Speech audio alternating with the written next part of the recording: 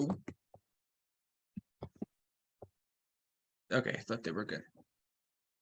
Hello, everyone, and welcome back to Radical Reality Productions. I'm your host, Jay Milligan, and we are joined today by our extra specialist, as always, Julia Rowe. And today we have John Millisap, our third member jury. John, how are you doing today, my friend? Oh, I'm doing quite well, Jay. Thank you too for having me today. I'm looking forward to diving a little deeper into my game and maybe even giving some insight into some other things. Of course, we love that. So with that being said, I'm gonna go ahead and hand over to Julia, who's just gonna ask you some questions for those insights you're talking about. Well, thank you again, John, for joining us today. I'm just going to start off with my typical question. Just walk me through everything. Where do you think it all went wrong for you? So there are a couple of things that I think didn't work out so much in my favor. The first being Carrie's insistence on Alex going home in that second tribal council that our swap tribe went to. Ideally, I think Elijah should have gone home there for my game because I was the one on the tribe who had spoken to Alex at that point. And I kind of wanted to keep him moving a little forward. But with the conviction, Carrie came at me saying that she wanted Alex. I knew there was no swaying her away from that. So I knew to just give in there. But I think the biggest mistake I made was the round where Lily goes home. So the round before I go home. I did not speak with Carrie and McKenna at all that entire round. Just time got away from me. I didn't have a chance to talk to either of them. And because of that, I couldn't really work with them the next round when I do go home in a meaningful way. Awesome. So obviously the round before you left, you played an idol on yourself, leaving you completely vulnerable going into the round that you did end up leaving. Walk me through the thought process of what went into you playing it, and how do you think it affected the round you went home as a whole? Do you think it really contributed to how you went home, or do you think you would have gone regardless? Or at least been the name regardless? I think it's pretty clear from the conversation that we see in the episode and everything. That vote was really between myself and Ian was able to maneuver himself in a way that made it so it was more appealing to vote out me than him. With that idol play, I mean, first and foremost, I don't think there's any such thing as wasting an idol. If you're safe, you're safe. You can't go home. And in that round where Lily goes home, I felt confident that the five of us, myself, Ian, Kyle, Victoria, and Bill, were going to vote together. But there were so many names going out there. I had to guarantee myself at that point, because surviving one round in this game can be the difference between losing and winning it. So getting that one round fast further, that was my mentality there. Did it negate only Lily's vote? Yeah, but I survived that vote, so it wasn't the worst thing. Do I think that made it so that people were more willing to vote me out? I think my name was already out there before that round, so I don't think me playing the idol really changed anything there. All right, so obviously pre-existing connections played a major role into the pre-merge section of the game, and Matt going really just marked the end of the outsiders, quote unquote. How much do you think those pre-existing connections really affected things overall? How did you use them to your advantage? And on the flip side, how were they at the end of the day to your detriment? Talk a little bit about that. I'm really glad you bring this up, because quite frankly, in my honest opinion, there was, from the knowledge that I have, there was no pre-gaming arrangement by any member or any person associated with Dynamic Character Productions to get everyone out of the game first and then start playing the game. Things kind of just broke that way, the way things went, right? So in, obviously, that first round, we see Zach go. I wasn't there, can't really comment on that, or Andrew's boot, but Bo's boot, I can say, yeah, people knew each other. It made it easier to make that connection and talk with each other. And it really did seem like there was myself and Elijah kind of in a middle grouping there. And then you had Ian and Carrie more pushing for Alex and Bo to go, and then Alex and Bo pushing for like Carrie to go. So it was kind of making that decision, what was more logical at that point, and moving forward from there. And I can't speak to the tribe I wasn't on, but like just the way things broke, by the time we get to the merge and Matt is the only person who has no association with DCP at all, Matt's threat level had already been exposed to us based on something Zach had told his tribe in that first round, based on us seeing his performance in challenges. And I think the biggest thing to his detriment, in all honesty, Bill and I had a wonderful conversation at the merge about whether or not dynamic character production, the production team, so the four of myself, Ian, Lily, and Carrie at that time, were just like planning on running the show. And in that conversation, Bill tells me, yeah, I was Matt's number one in that game last week. And there's alarm bells ringing at that point where it's like, oh, so this isn't even just a question of somebody who I just haven't had a chance to connect with. This is now someone who other people have connected with. So managing that, it was weird. It was wild that we got to the point where it was only people associated with DCP at that point. But I kept thinking about the way these different kind of groupings of the DCP people broke down, because yeah, there's that production four. Then you have who have known each other for a very long time. And then you have the people who played Exile Island, myself and Bill, Victoria, and Lily. And then you have like the Monte Carlo crew who were Elijah, Victoria, McKenna, Kyle. And then in all of that, you have Ian in the middle, who's like kind of connected to every single one of those groupings. And I think in the end, what it comes down to is Ian's connections through those, like through hosting those two games and just kind of knowing everyone, made him less of that target in that round that I go, where, you know, people are like, oh, okay, well, we have a better relationship with Ian. So if we're between Ian and John, it makes sense to go for John here, because we could probably work with Ian moving forward. Awesome. Thank you for that insight. And a little disclaimer, Radical Reality Productions, just like to put out, we don't think DCP pre-gamed in any single way for this. For anyone watching, we know everyone did. But at the end of the day, what do you think you could have done differently to stick around for a little bit longer? Do you think that pitching a different name that round could have gotten you any more traction? Or do you think at the end of the day, you were destined to go there?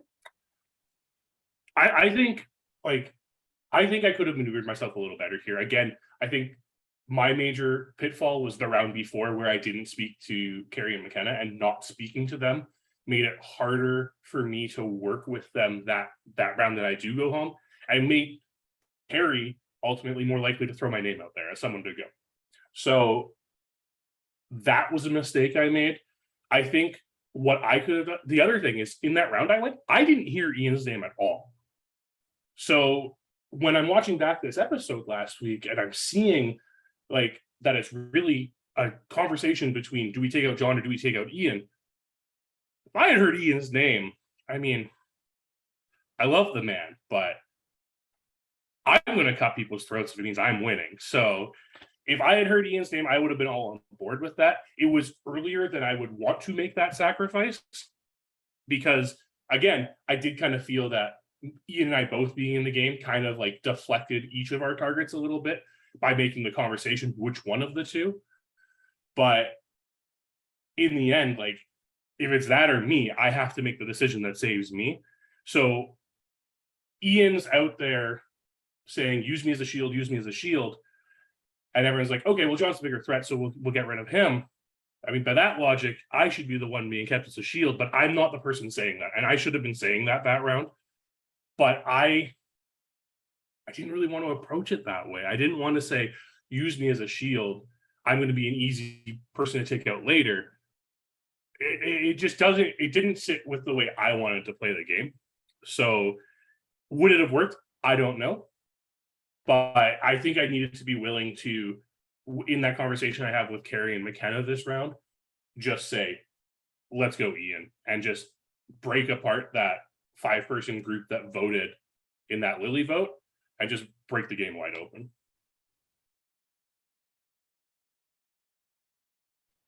So, as a member of the jury, you get to be a part of crowning the eventful winner of the game. Without revealing who you ended up voting for, what were you looking for in your eventual winner when you went to go cast your vote? I am looking for someone who is able to articulate their game. So I can, as a jury member, I can see what's happening to an extent, but I don't know all the finer details. I want to be able to go into Final Tribal Council not having made a decision. And I'm always open-minded going into a Final Tribal.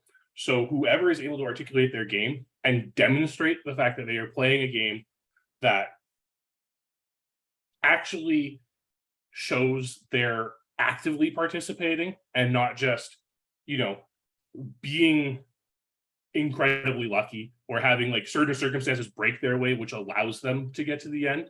I want to see the fight. I want to see the reasoning behind why someone deserves the win. And that's ultimately what I'm looking for, is a deserving winner, which just needs to be someone who has control of the game, but ultimately just knows their best maneuvering to the end. Thank you so much for that insight. I'm going to throw it over to Jay, who has questions from the watchers from Facebook. So, Jay. Yes, we do. Most of them, which are some of your castmates, but just gonna start off. We have Carrie. She wants you to please tell us your favorite story about Paddington. So I've been thinking about this a long time and like trying to figure out exactly what the best story of Paddington is. And I mean, Paddington is just all over adorable. He's my cat. He has his name because he was left in a bucket outside the pound with a note that said "Adopt me" on it, just like Paddington Bear, except not a train station. And I think like one of the most adorable moments I can think of with Paddington, when I was living in the middle of nowhere for a little while there, and I had a split level house. So in the morning when I would get my shoes done, Paddington would be on the top section of the stairs, and I would be on the bottom section of the stairs, and we just like play pawsies with each other, and he would like reach for me and I'd reach for him, and we just go back and forth. It was just like this adorable little moment. We love that. It's cute. We support animals here. All right. Next thing we have is Kyle. If you could have added yet another member of DCP production for this season, who would it be and why? And I have a feeling I know who you're gonna say. So there's the like less serious answer of McKenna Feeney, because I owe her one. I owe her a massive blindside at some point, and eventually I will get it. She says she'll never play a game with me, but I'll get in there eventually, McKenna. Just you wait, I promise you. And that's actually what my voting confessional in this episode was, when I write down McKenna's name and I say, I've been wanting to write this name down for a long time, but not because of you. It's because it's directed to McKenna Feeney. I'm taking shots. But honestly, I want to play a game with Greg again, because when Greg and I played with each other, we were adversaries the entire time. We were opposite sides of everything, but I think the two of us working together, I think we really complement each other's strengths and weaknesses. And I think the two of us could be a very strong dynamic duo in a game if we have that opportunity to start off the game, with less adversarial tension between us. Now, just some notes. Obviously, we see that McKenna's clearly saying that she does not like this question, because everyone in DCP production and anyone who follows knows who you're gonna say. But I do have to agree with Greg there. I think you guys have the similar strengths, but Greg's a little bit more social, I'd say. And he can pick up the slack and he'd be able to protect you. I think that's a really good choice. All right, next we have that long string. I'm gonna give me a second to skip over that. John, I don't have this for McKenna, actually. John, I don't have any questions for you. Just to tell you that you already know that you're a little bitch for that voting confessional and that I love you. Would you All just love you, McKenna, but I still owe you one, and I will get it one day. maybe in an all-star season or something, or a future season down the road, we'll see if they both end up playing our game. All right, next we have Kylie Scruggs, John Millis Laps.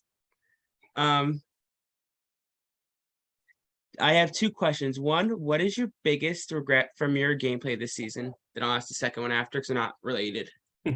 Yeah, so like I was saying, I do think my biggest regret was just not talking to Carrie and McKenna, and like by proxy also Lily in that round where Lily goes. I really do think not like just taking they really goes to show how important it is to always be just on top of your game in a mini, because just taking that one round off from talking to them was enough for them to feel uncomfortable enough with me to throw me out the next round. So that would be where I'd say my biggest regret was.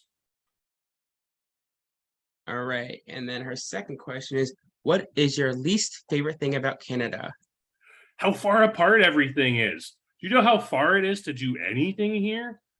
And the other thing is, like, I live in the West Coast, I live in British Columbia, and there's a big joke that happens here where Canada ends at the Rocky Mountains, and people kind of forget that British Columbia is here. So everything happens in like Toronto, Montreal, over in the East Coast. That's a long ways away. That's like a 5-hour plane ride from me, and like it's just so far apart. And like I mentioned earlier, I used to live in the middle of nowhere. I lived 300 miles away from the nearest city of 10,000 people for 3 years. So yeah, it's just things are really far apart sometimes. No, I think that it's interesting because a lot of people forget that, especially because I forget that Canada's like the size, like so big, and like I'm like, oh, I'm 6 hours away from Canada, but like realistically, that's the whole other side that people like tend to forget about. All right, next we have a question from Ian. When you went home at Final 8, who did you think was in the best position at the time? After being voted out there, I had to think Carrie was in the best position, because in all of the conversations, like the round prior, while I was playing this game, I was very careful not to put out one single name at any point. I was very careful to put out groupings of names and be like, these are our options. Let's pick from them. So the round before, I had like, hey, we need to pick between Carrie, McKenna, and Lily, just because they're the type of players who kind of like, they're very strong players. I actually want to take this time to address something Lily said in her exit interview, where like I talk about the big threats, and everyone in this game is a big threat. Every single person who plays this game is a big threat. I agree with Lily on that. When I say big threats, like in this context where I'm talking with like Ian, Kyle, Victoria, and Bill, I'm talking visible threats, like the people who everyone's like, oh yeah, that person's really good, because that's how players like Carrie, Lily, and McKenna kind of like, they do not slide through by any means, but that's how they get to the end, is because people don't realize how well they're playing the game, how well their social connections and their strategic minds are taking them far into the game.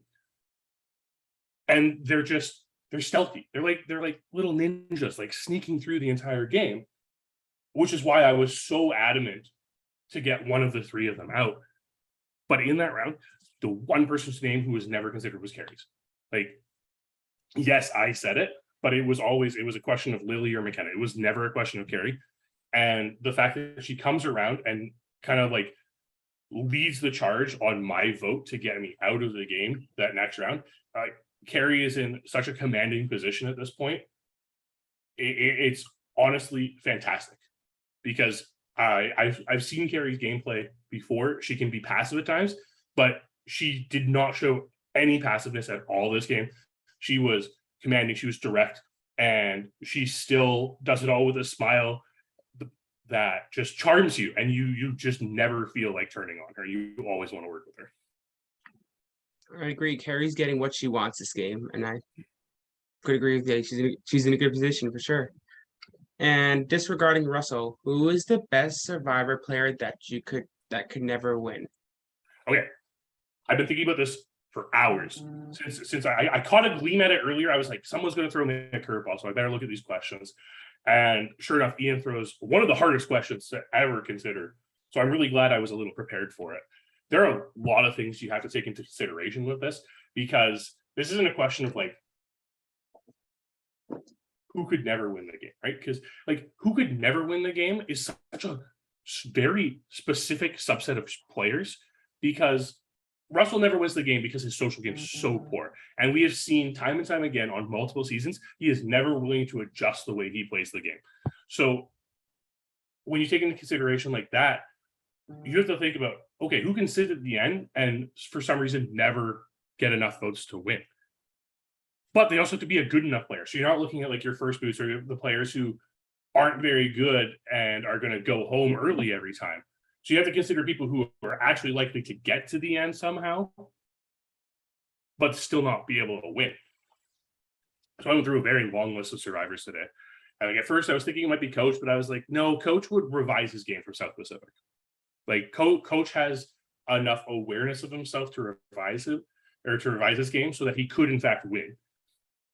And it led me down. I went down a very long list of like my ranking of Survivor players until I finally got to War Dog at 250. And I think that's the answer. I think the War Dog is just enough of a pain to some people that he would never be able to get enough votes to win. Fair enough. That's a really good one, I think. You're muted if you're talking to us, Julia. I think that's a fantastic, phenomenal answer. I never really I've never thought about that. Now I'm like, huh, John's right. It's really hard because of all like the little nuances you have to take. It's like considering how far they're going to get to and how likely they are to get to the end, and then like with what they're doing to get to the end, is it enough for people to vote for them? My mind immediately just first thinking about it jumps to Sash. Do I think that's correct? No. My mind immediately think about that question. Mine immediately goes to like someone like Ozzy, who like who's gonna never get. But I mean, but in South Pacific, we knew that like if he gets to the end, he wins, right? Like that's right. the thing, that's what I took into consideration. Where it was like, okay, if it's someone who like will never win because they'll never get to the end, what happens if they do get to the end? And that's where I came into, and that's why I had to go so far down the list to get to someone like War Dog, who does he get to the end most times? No, I think he makes the move prematurely most times, but I think if he does get to the end, he has done things to piss people off and he won't get the votes. That's a really good answer. All right, next we have Bill. Were you working with anything on the side? My phone screen just went away. Sorry. Were you working anything on the side, or were you all in on the Meat Shield Alliance when you went out? I wouldn't say I was all in on it, but that was the only group who was kind of giving me anything at that point. And that's why, like, even when we get to tribal council and like I get to my voting professional, you see I'm like, I'm a little nervous here. It's because like I don't think things are going my way at this point. I would have liked to have worked with them another round. Like this is my problem. This is the biggest problem with my game, is I always want to keep. I do like having more visible threats around as long as possible. And it's like the 7-6 point where I want to cut them. The problem is I get cut at that point, and they're always like one round ahead of me. I think it's premature most of the time, but alas, once I actually break that threshold, then we can discuss whether or not it works. Fair enough. I did my tantrum to you and Ian about DCP production rolling to the end and influence or just annoy. Did it influence or just annoy you? It didn't do anything. Like at that point, it was really funny because that wasn't even the group that I was thinking of coming together at that point. Because because again, that's Ian, myself, Carrie, and Lily. And while the four of us obviously talked to each other a vast amount of time and everything, there were still only four of us with 10 people left in the game. So like there was no way the four of us could run everything at that point. So it didn't influence anything for me. If anything, I actually think it was good for Bill's game to do that.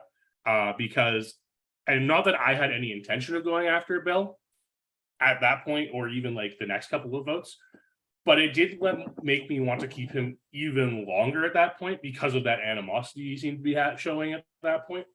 So I suppose it influenced me a little bit, but it wasn't annoying. Don't worry though. All right. We love to see it. All right. He's got one more question. And old school, no idols / advantages, or new school? It's a tough question because old school means you're really relying on social game and strategy a lot of the time. But old school also kind of has this flaw. And if we like look at some of the earlier seasons, we kind of see it where power shifts don't happen that often. Without like really superior gameplay. And if you ever talk to me about board games or anything, you'll know that one of the big things I insist on is like a catch-up method in board games that make it a little fair. And yes, people are playing the game the entire time, but sometimes things do break the wrong way for you, right? Sometimes you get unlucky, and there should be a way to get you back into the game at that point. So in the end, I guess I have to say new school. I mean, I prefer minimal idols and advantages, but I think it's still better than no idols or advantages. So I'm gonna kind of go with this. I'm gonna throw something in there. I think you're more mid school, like what we're seeing, like where like it was like the 20s, the early 20s to like the 30s, like that area. I think it's like without the seasons itself, but like that like advantage. I'd almost go a little earlier because I think it's closer to like the pre-Samoa era of idols, where you're not finding idols without clues, and you're like, it's a little more of a skill to find an idol rather than just like, oh, this looks like a place where an idol might be found. Let's look at it. Right. Right. Like the moments like, where Lauren O'Connell's like, oh, I thought it was a sock and I pulled it out. And it's like things like that. Yeah. More like, I mean, it's more like the Fiji idol where Yao Ming has to like dig underneath the camp to get it and stuff like that, right? No one's going to find that idol without clues. I think that's more where I fall. I like seeing the hunt for the idol rather than the scouring for the idol. Fair enough. I would have to agree with that too, I think. And next we have McKenna Inglis. John, I can't believe we only really met the day of this mini. What's your favorite board game? Oh man. Yeah, actually, McKenna and I hadn't really spoken before the mini, and I was actually really stoked to have her on my starting tribe as like the one DCP person, other than Gabby, who I had played with previously, on that tribe. I was glad because it was like, okay, now I actually have to. There's no DCP, like there's no illusion of a DCP alliance on here. So McKenna, very happy to have had you on that tribe and very happy to know you now. My favorite board game. Oh, it's a tough question. I'm going to go with a light game here just because it is one that I enjoy just picking up and going with. I really love Splendor. I think it is a game that really rewards strategic gameplay and observation of your opponents and knowing exactly what they're doing and how to approach the game that way, observation and forethought. But it still does have that catch-up method of if you can notice what your opponent's doing, then you can easily cut them off and start forcing them to adjust their game. Yeah, I'm going to go with that. Sounds good. And lastly, we just have another question from Carrie. John, I can't read her. She wants to know what's your fave, as she says, video game and fave book. Okay. my favorite video game, hands down, is Resident Evil 4. I think that game is an absolute masterpiece. The storytelling in it is phenomenal. How I have rebought that game about 7 times because I love it so much. And like I have it on everything I've ever owned. It is just an absolutely phenomenal game.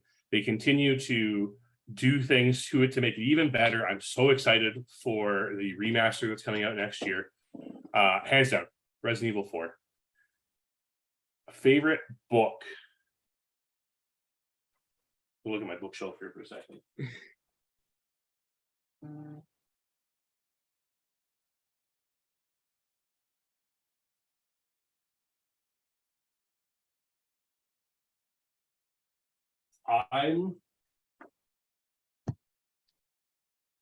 No, I have to. I'm going to go with Perks of Being a Wallflower. It's just a book that like I read at the right time in my life. It really and I've continued to read just at moments where it really helped me in my life. I think Chbosky like completely captures that essence of the coming of age story in it, and it's just so well written. You get immersed so much, and he does a very good job of illustrating mental illness in it as well, and just kind of overcoming that and working with the people in your life to make your struggle with mental illness a little lighter. Fair enough. I think it's a very good answer. All right. With that being said, though, I'm just going to turn over to Julia, who just has one more question for you. Just like the typical starting question I have, I also have my favorite ending question. Obviously, the round before your idol, it was safe to assume that you didn't have those times to make the relationships and talk, or not make the relationships, but like keep that conversation going with people the round before going to this round. Quite possibly out there. Why not use your shot in the dark? I'd just like to know what went into that decision. Great question. I'm putting it on record right now that, and I put it on record before, the vote is the absolute most powerful thing you can have in any game of Survivor, and relinquishing that is so dangerous. And it's why I don't like steal votes. I think taking away someone's power to vote is just so crippling in the game. But that's really just what it comes down to, is I couldn't relinquish my vote because, and in the end, if there was any chance I wasn't going home here, it was because it was a close vote. So throwing my vote away there for a 1 in 6 chance of immunity, just, it doesn't make sense in the end. That, and I definitely forgot about it this round, because you see me talking about it a lot with strategy in some of the earlier rounds about, oh, we can't forget about the shot of dark and we have to make sure we put our votes accordingly. Once you are like that target, you kind of just forget it's there.